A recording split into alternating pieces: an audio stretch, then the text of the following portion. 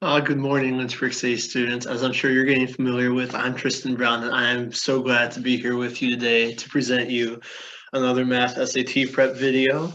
Um, After the last video, we had finally went through at least one problem from each of the four sections that the SAT contains. So now we're going to go through a little bit of repetition through those sections through the next few videos. Again, we still have that formula sheet video coming up, and I've got that calculator video in the process of being made. So keep an eye out for those as well, on top of these ones where we go through different problems. I'm sure many of you are glad to see that for the first time that I've made a video, we're going through a problem that the College Board considers to be an easy SAT problem. So I'm sure that makes many of you excited. Just because it says easy doesn't mean it's not tricky or a little odd, but this should make you at least feel a little bit better that it's green. I mean, green is always good. So let's read the problem and then get to the work. It says, if 9/5 is less than negative 3t plus 1 is less than negative 7/4, what is one possible value of 9t minus 3? This is one of those ones I'd warned about where, typically probably what you're accustomed to and what I'm used to is if I had this problem, I would solve it for t. In fact, the first time I did this problem, I did solve it for t. And then I read the problem and I was like, well, that's a little odd. However, there's an extremely easy way to do this problem if you don't solve for t. So keep that in mind when you go through that. Again, there's some of those problems that ask for something indirect that actually makes the problem easier. It's just still not what we're used to. So this question asks to solve for a value of 9t plus 3. You'll also say what is one possible value. That means we have multiple options for the correct answer on this one, which is always a good thing. And it's not multiple choice, so we can pick any value. So that being said, we give you a couple seconds here to think about what to do on the problem, possibly solve the problem. If you know what you're doing, you can do this one in a very short amount of time. So I'll give you those seconds now, and then we'll go through the problem together.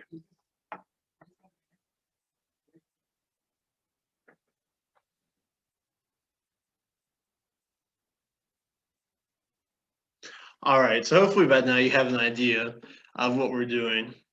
Like I said, I solved for t the first time I did this problem, and you can still get the correct answer that way, but it makes it a much more complicated problem than what it should be. What we can do, if we look at the root of our inequality, we have negative 3t plus 1, and we want to solve for 9t minus 3. Now, I hope you guys see that there's a relation between these two. If you don't, that's okay, though.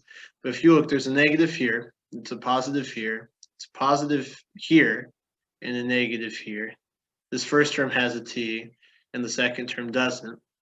So they're very similar. Obviously, somehow, we multiply by -1 to get to, we're going to figure out how we get from here, this first expression, to here.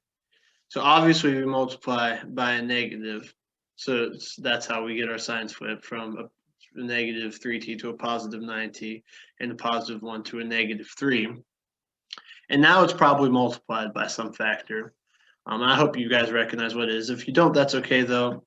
Again, this is a video on the internet. You can watch as many times as you need to until you get through with mastery over this problem and other problems that are just like it. I mean, they could have put any numbers there and you could still do this problem. They just use these numbers to make it a little bit easier.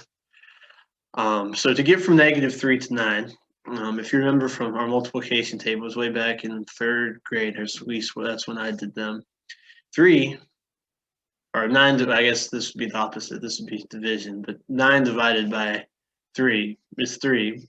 And since we switch signs, we already have that negative, so we would use the 3. So if we multiply -3 times -3, we get positive 9. And just to check, -3 times 1 is -3, which is what we have here. And with an inequality, anytime we multiply one term or one expression by a factor, we have to multiply the others by that same factors. So now we have to multiply -9/5 by -3. which gives us 27 fifths. Negative 9 times negative 3 is positive 27, and then the denominator of 3 is just 1, which is how we get 5. And for our 7/4, we have to multiply our negative 7/4, times negative 3 equals 21 over 4, and it's just the same thing except 7 times 3 is 21. Also, our signs flip when we multiply by a negative. So now we have as our final expression, our inequality, 21 is less than 9t minus, I think they're supposed to, there it goes, minus 3 is less than 27 fifths. So we know our range of answers can be between 21/4 and 27 fifths. However, those obviously don't have a common denominator, and these aren't fractions that we usually deal with. So even though I typically like fractions better, they're easier to deal with, and you can perform operations on them much more easily. This problem is easier if we break both of these down into decimals and then convert it back into fractions for the answer. So we take 21/4. 21/4 is equivalent to 5.25, and you can just punch that right in, 21 divided by 4 in your calculator to get that. And the same thing here, we take 27 fifths, and we get, what is that, 5.4. So we have a range between 5.25 and 5.4, and we have to pick something in between. Now, obviously, with decimals, the way they work, there's infinitely many values that this could be to be a correct answer. You could have 5.250000, so on, and have a 1 at the end, and that would be in this range. But obviously, we want to pick a simpler one. The two easiest ones that we're going to have to choose from are 5.3 and 5.3 repeating. So if we convert either of those into a decimal form, we get 5.3 is equivalent. It's the sign for equivalency. It's just like an equal sign, but there's 3 bars. I don't think they'd show that on the SAT, but it's possible. So just in case, familiarize yourself with that. That's all it means is equivalent. But 5.3 is equivalent or equal to 53 tenths, and 5.3 repeating, hope you recognize that as a third, is equivalent to 16 thirds. Some questions, they will allow you to put the decimal in as the answer. So by all means, if it lets you, you could just put 5.3 and moved on and not done this last step, but I did it just in case I asked for it a specific way. So ideally, you would have picked one of these two answers. Again, there are many more than that. These are just the easiest two to represent in fractional form. And remember, since it's less than and not less than or equal to, it cannot be 5.25 and it can't be 5.4. It can be 5.99 or 5.3999999 and so on, or it can be 5.25000, so on 1, but it can't be 5.25 or 5.4. So these two should be your most likely or common answers. Apparently, I chose 53 tenths when I did this problem originally, which means we did get the correct answers. But again, any value between those two fractions would have been correct. And then the y, well, like I said before, we get 9t minus 3 is negative. Or 9t minus 3 is equivalent to, or is equal to, negative 3t plus 1 multiplied by negative 3. Since we multiplied by a negative number, we had to flip the signs. So that's how we got that. Like I said, for questions with more than one possible answer, just pick the simplest answer. And again, so usually I like fractions better if they would have had a common denominator. Obviously, it would have been much easier to look at them as fractions and decimals.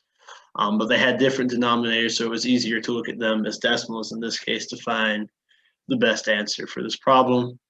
Guys, I hope that was you got that problem fairly well. I understand that like I said at the very beginning, this is a little odd, one of those ones where they try to throw you off just a little bit. So make sure not to fall for that when you go through these problems, or when you actually do take your SAT test. Don't fall for those little tricks or games that the SAT tries to throw you. Try to pinpoint them out and make sure you don't fall for it. That way, this problem, of course, wasn't very hard at all once we realized what it wanted and how we got to what it wanted. So just keep that in mind all throughout your testing and through these problems. Again, watch this video as much as you need to gain full mastery over it. I'm so thankful that you guys are watching these. Obviously, there's still more videos to come, so I hope this helped. Have a wonderful rest of your day, and I will see you at the next video.